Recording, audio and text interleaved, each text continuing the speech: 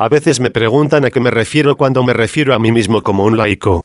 El término laico tiene diferentes significados. Pero cuando describo mi propia posición como secular, me estoy refiriendo a una visión que abarca dos principios generales. En primer lugar, el principio de separación entre Iglesia y Estado, el cual permite a las personas religiosas gozar de la libertad de practicar su religión, siempre que no sean contrarias a las libertades de los demás. Y permite a los no religiosos vivir sin la imposición de la religión a través de la ley, la educación, el gobierno, el empleo o la salud. Esto promueve libertad de culto y de religión. En segundo lugar, el principio de igualdad ante la ley busca eliminar todo privilegio o castigo por tener o carecer de fe religiosa, para asegurarse de que no haya protección especial de creencias religiosas o de la crítica, y que las desigualdades que poseen algún tipo de apoyo dentro de su religión, no contarán con este apoyo fuera de ella. Obviamente, en virtud de este principio, la blasfemia y la apostasía no son punibles.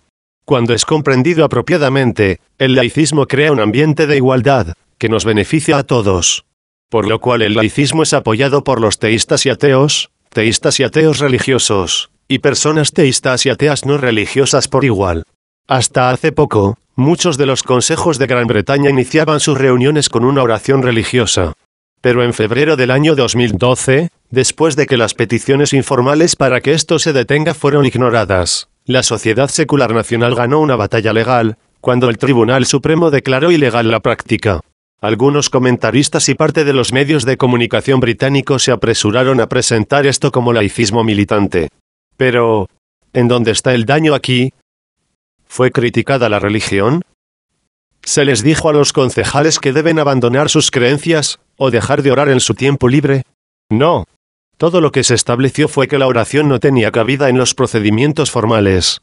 Como el gerente de campaña de la ONSS, Sociedad Secular Nacional, Stephen Evans señala, la ausencia de oración simplemente crea un espacio neutral, y elimina un obstáculo innecesario para la democracia local siendo igualmente bienvenida en todos los sectores de la sociedad.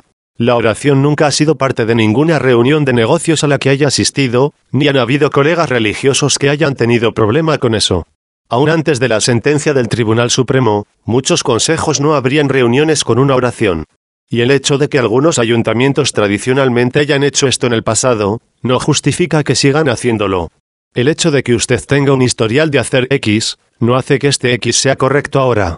Después de todo, alguna vez existió la tradición de que solo los hombres podíamos votar. Aquellos que piensan que la oración es un uso valioso de su tiempo, pueden rezar en su propio tiempo. Pero los rituales sobrenaturales, naturalmente serán desechados, ya que cada vez menos personas creen en lo sobrenatural. Por lo tanto, es totalmente erróneo tratar de preservarlos como parte de nuestro patrimonio. Aun siendo ateo, por ejemplo, me opondría a la inserción del ateísmo en reuniones de negocios, diseño de billetes de banco o juramentos de lealtad nacional, sin importar qué porcentaje de la población sean no creyentes. Muchos teístas reconocen la improcedencia de la inserción del teísmo en esos contextos también. Por supuesto, algunos no lo hacen. Michael Langris, obispo de Exeter, ha expresado que las oraciones dichas antes de las reuniones de los consejos fijan sus decisiones en un contexto moral más amplio. Pero los actos de culto que excluyen y alienan a la gente en primer lugar, crean un contexto innecesariamente estrecho. Además, los rituales religiosos no son necesarios para establecer un contexto moral. El Consejo de Gloucestershire ha sustituido la oración original con el texto siguiente: podemos encontrar la sabiduría para llevar a cabo nuestros deberes, la humanidad para escuchar a todos, el valor de hacer lo que es correcto, y la generosidad para tratar a los demás con respeto. Sentimientos dignos se podría pensar, aunque iChristian News reportó esto como chocante. Langris dijo que le resulta triste lo que él llama una pequeña minoría, que está tratando de prohibir a una mayoría, que aprecia esta actividad. Estar en la mayoría no es una licencia para ignorar el impacto que la actividad de esta mayoría tiene sobre todos los demás. Y además, el cristianismo está en dramático declive en Gran Bretaña. Recientes investigaciones por Ipsos Mori indican que solo un poco más de la mitad de la población ahora se identifican como cristianos. Más importante aún, de los autoidentificados como cristianos encuestados, más de un tercio expresa no tener ninguna creencia positiva en el poder de la oración. Los mismos números dijeron que nunca o casi nunca eligen rezar. De hecho, Cuando se le preguntó por qué se identifican como cristianos, menos de 3 de cada 10 citaron la creencia en las enseñanzas cristianas como una de sus razones. Muchas más personas dijeron que eran cristianos porque fueron bautizados en la religión cristiana, o porque sus padres eran cristianos. Al informarse sobre las actitudes reales de los cristianos en lugar de asumirlas, estas investigaciones socavaron la presunción de Langris de que aquellos que se identifican como cristianos comparten sus perspectivas sobre oraciones en los consejos o sobre cualquier otro asunto. Andrew Cobson de la Asociación Humanista Británica llamó la atención sobre la forma en que ciertas figuras públicas y parte de los medios de comunicación sensacionalistas falsifican historias, con el fin de crear una narrativa de victimización y persecución religiosa, como una tapadera para lo que realmente está pasando. Grupos de presión cristianos que abogan por una mayor influencia. Andrea Williams de Christian Concern, Preocupación Cristiana, que advierte del laicismo totalitario, revela sus motivos, instando a los consejos a ser vocales y visibles para el Señor Jesús al seguir manteniendo a las oraciones en su agenda. El sitio web de Christian Concern actualmente establece: queremos trabajar para infundir una cosmovisión bíblica en todos los aspectos de la sociedad. Al igual que los bebés egocéntricos que han acaparado todos los juguetes, los cuales hacen un berrinche cuando algunos juguetes les son alejados de ellos para ser distribuidos con justicia, algunas personas se comportan como si fueran bebés insoportables, si a su religión no se le da importancia o incluso predominancia, independientemente de los ajustes.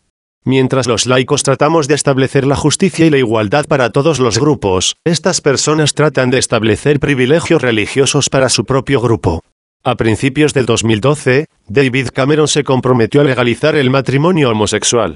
Keith O'Brien, cabeza de la Iglesia Católica Romana en Escocia, condenó esto como grotesco y vergonzoso. Muchos dirían eso respecto de las opiniones de O'Brien. Más gente en el Reino Unido y los Estados Unidos ahora expresan su apoyo a matrimonios del mismo sexo que oposición al mismo, y es legal en cada vez más países europeos. Pero el laicismo defiende la libertad de O'Brien para expresar sus puntos de vista, sin importar cuán lamentables, insulares e irrelevantes parezcan a primera vista, a la segunda o 49ª. Sin embargo, Vincent Nichols y Peter Smith, dos arzobispos católicos romanos, tomaron la medida extrema de componer una carta para leerse en 2500 iglesias, instando a los feligreses a asegurarse de que, lo que ellos llamaban, el verdadero significado del matrimonio, un compromiso entre un hombre y una mujer, no se pierda. Le dieron varias razones para su definición de matrimonio. Dijeron que refleja nuestra naturaleza. Es evidente que si muchas personas quieren tener cónyuges del mismo sexo, el matrimonio mixto no refleja nuestra naturaleza. Dijeron también que la estabilidad del matrimonio ofrece el mejor contexto para el florecimiento de las relaciones. Si eso es cierto para las parejas mixtas, es cierto para parejas del mismo sexo. Además dijeron que se reconoce la complementariedad de los sexos. Muchas mujeres sienten que se complementan entre sí, y también lo hacen muchos hombres. Y ciertamente, es la relación de las dos personas involucradas lo que importa en el matrimonio. Las reflexiones autoindulgentes sobre la armonía hombre-mujer no justifican negar la igualdad matrimonial. Por último, afirmaron que el matrimonio es para procrear y criar hijos, lo cual es totalmente absurdo. La Iglesia no tiene ningún problema en casar a las parejas mixtas que no quieren o no pueden tener hijos. Además, si dicen que el matrimonio ayuda a las personas a criar hijos, eso es una razón para apoyar el matrimonio de parejas del mismo sexo, muchas de las cuales crían hijos. Así que fácilmente podemos descartar estas justificaciones endebles. Por alguna razón estos dos clérigos se habían dado a la tarea de tratar de movilizar a los católicos de Gran Bretaña contra los matrimonios homosexuales civiles, para intimidar al gobierno para que implemente una visión religiosa en el derecho civil, lo que es totalmente inaceptable. Sin embargo, en una intervención aún más extraordinaria, informada por The Guardian y la BBC, un mes después, el Servicio de Educación Católica contactó a las casi 400 escuelas católicas secundarias de Inglaterra y Gales financiadas por el Estado, para promover la carta y una petición en contra de los matrimonios homosexuales a los alumnos. Una alumna informó su erizada reacción en la asamblea y explicó cómo su directora explicó las partes de la carta, y les animó a firmar la petición.